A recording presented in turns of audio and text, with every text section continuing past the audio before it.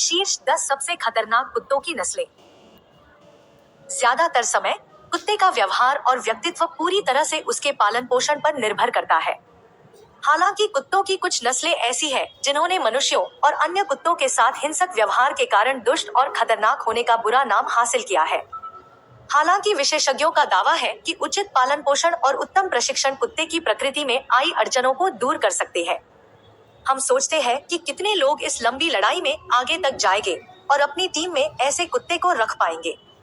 हालांकि सभी कुत्ते अच्छे साथी होते हैं। नीचे के पैराग्राफ में दी गई कुत्तों की नस्लों को थोड़ा अधिक ध्यान व प्रशिक्षण देने की आवश्यकता होती है। 1. पिटबुल। दुनिया के कई देशों के द्वारा प्रतिबंधित पिटबुल दुनिया में कुत्तों की सबसे खतरनाक नस्लों में से एक है।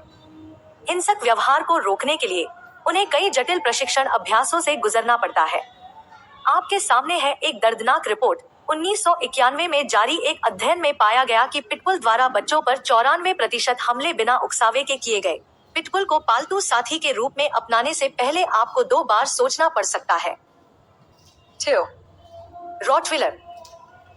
Centre for disease control and prevention (CDC) द्वारा उपलब्ध कराए गए आंकड़ों के अनुसार 1993 से 1996 के बीच संयुक्त राज्य अमेरिका में कुत्ते के काटने से होने वाली सभी मौतों में से आधी के लिए रॉटविलर जिम्मेदार थे। यह डेटा इस नस्ल की हिंसक प्रकृति के बारे में बहुत कुछ बताता है। विश्वास से परे, एक रॉटविलर के काटने की माप 1460 न्यूटन तक हो सकती है। 3. German shepherd.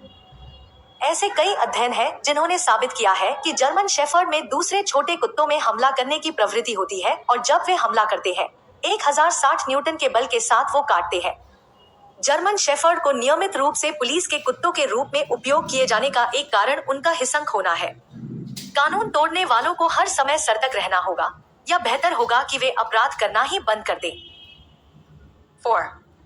डोबरमन पिंसर। डोबरमन्स ने अपने मालिकों के प्रति पूरी तरह से हानि न करने की प्रतिष्ठा बनाई है, पर अजनबियों के प्रति उनके व्यवहार के बारे में ऐसा नहीं कहा जा सकता है।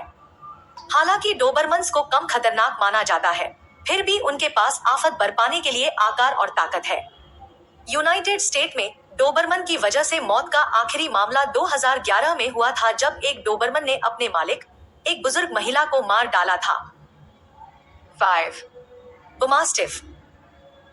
बुलमास्टिफ के बड़े कद से भयभीत होना स्वाभाविक ही है। आखिरकार वे 130 पाउंड तक पहुंच सकते हैं। इसलिए बुलमास्टिफ को उसकी आज्ञाकारिता के लिए अच्छी तरह प्रशिक्षित करना अनिवार्य है।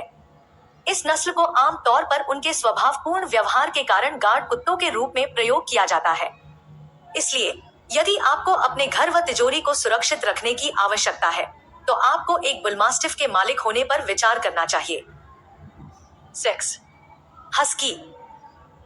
मुख्य रूप से स्लेज डॉग के रूप में प्रसिद्ध हस्की मैलाम्यूट से निकटता रखते हैं। हस्की के पास बहुत सारी ऊर्जा है और वे ऊर्जावान कुत्ते हैं। वे पालतू होने के लिए नहीं हैं और 24 घंटे काम करने के लिए तैयार किए जाते हैं। आपको आश्चर्य होगा कि यह वाक्य कुत्ते की तरह काम करना हस्की की कार्यनीति के कारण बना था। 1979 और 1998 के बीच संयुक्त राज्य अमेरिका में 15 लोगों की मौत के लिए हस्की जिम्मेदार थे। 7. Wolf hybrid. यह नस्ल विशेष रूप से मनमौजी और बेहद चुस्त है। एक घरेलू जानवर के साथ एक जंगली जानवर के पालन में बहुत सारे जन्मजात खतरे हैं, बल्कि यह सुनिश्चित करने के लिए कि कोई भी वुल्फ हाइब्रिड का मालिक न बने, कई राज्यों ने इसको गैर कानूनी बनाकर सुरक्षा उपाय भी किए हैं। 1979 से 1998 के बीच CDC ने संयुक्त राज्य में भेड़ियों के हाइब्रिडों के कारण 14 मौतों की सूचना दी। 8. बॉक्सर। शिकारी कुत्तों के वंशज बॉक्सर कुत्तों को पहले WWI के हमला करने वाले व रक्षक कुत्तों के रूप में इस्तेमाल किया जाता था। एक सुरक्षित वातावरण की तलाश करने वाले परिवारों को बॉक्सर से आगे नहीं देखना चाहिए। वे सुरक्षात्मक हैं और उनके मजबूत व शक्तिशाली जबड़े काटने वाले हैं। बॉक्सर आखिरी बार एक मौत का कारण वर्ष 28 दिसंबर 2013 को एरिजोना में बना था। बॉक्सर अपने मालिक पर टूट पड़ा जब वह बॉक्सर और अपने अन्य कुत्तों के बीच लड़ाई को रोकने का प्रयास कर रहा था। 9. Great Dane. ग्रेट डेन का शानदार आकार इसे एक खतरनाक नस्ल का बनाता है। एक पूर्ण विकसित नर ग्रेट डेन 86 सेंटीमीटर लंबा हो सकता है और इसका वजन आश्चर्यजनक रूप से 200 पाउंड हो सकता है। अगर ठीक से देखभाल की जाए तो वे एक सौम्य व विशाल प्राणी बन जाएंगे। ग्रेट डेन की वजह से आखिरी बार मौत वर्ष 2003 में हुई थी, जब दक्षिण कैरोलिना में एक 2 वर्षीय लड़की इसके काटने का शिकार हो गई थी। 10. कोकेशियान ओवरचर्क।